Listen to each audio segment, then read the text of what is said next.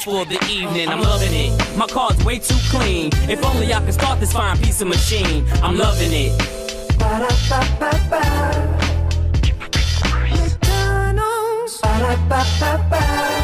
I'm loving it.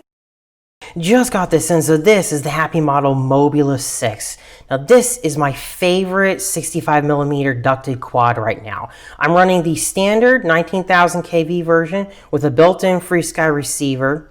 We're going to talk about the flight experience, do a build quality overview. I've got an easy firmware update for the ESC that you're not going to want to miss. It's going to increase your flight time. I'm going to go over the best batteries, general tips and tricks, and my overall opinion of this thing. The most important thing that I want you to take away from this review is that the Mobula6 feels really locked in, whether you're flying stabilized or acrobatic. Now, what do I mean by that?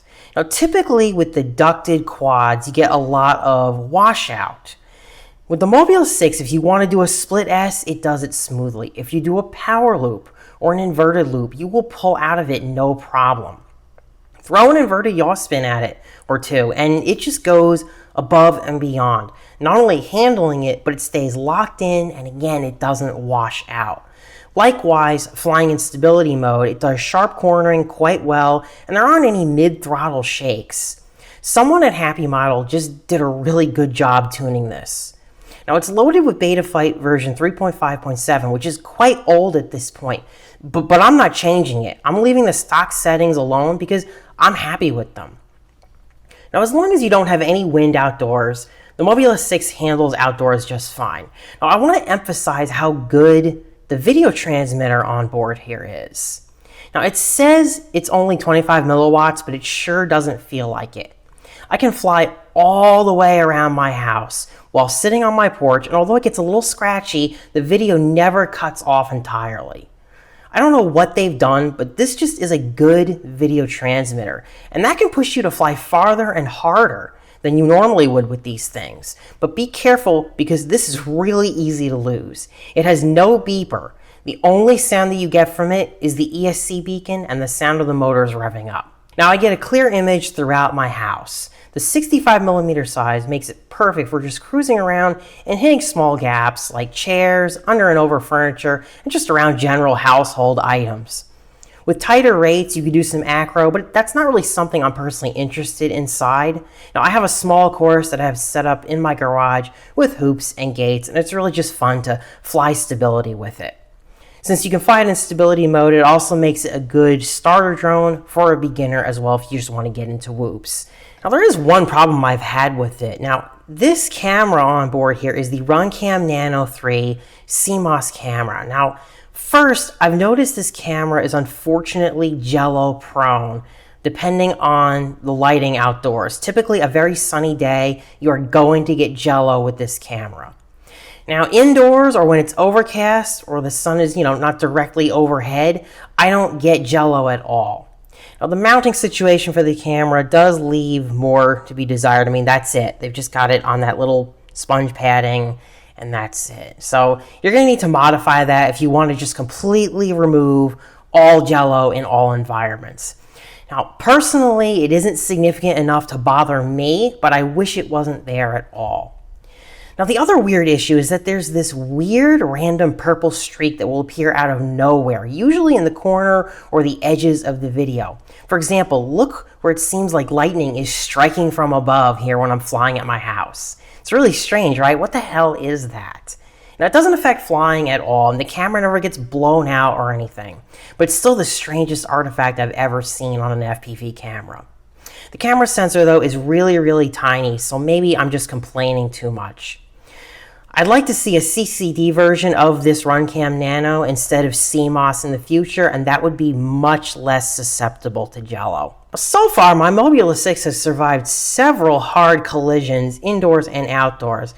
My crash compilation, I think, is decently brutal, and the only thing that's happened to it is, the frame's maybe gotten a little banged up, but not really. There's not even any cracks.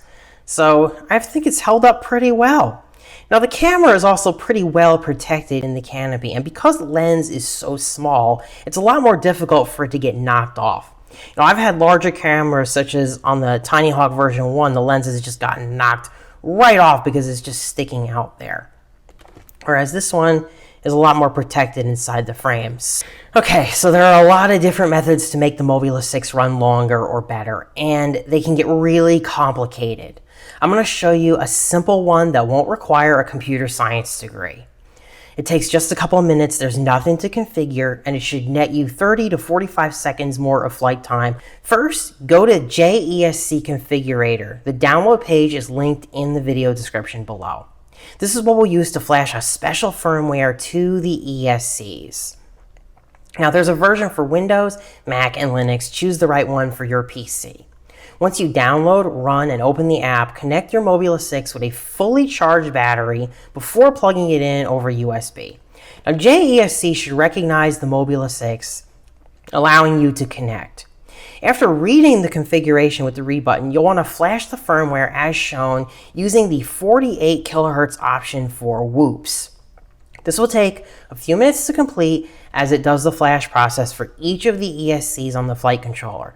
Please do not interrupt this. Go get a cup of coffee, watch some YouTube, just leave your computer alone while it completes this. Don't bump the USB data cable, in fact, stay away from it. If you have cats that might jump on the desk or move it, get them out of there.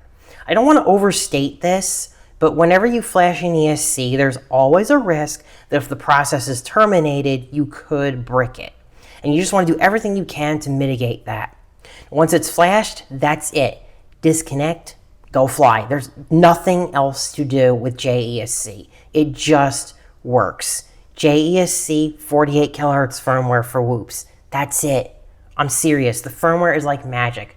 Just enjoy the added flight time and let me know how it goes. When it comes to batteries, the bottom line for me here is the 300 mAh GNB LIHV battery. Now, I'm getting about 3 minutes of hard flying on these outdoors with maybe 3 min 30 seconds to 4 min indoors or with just gentle cruising.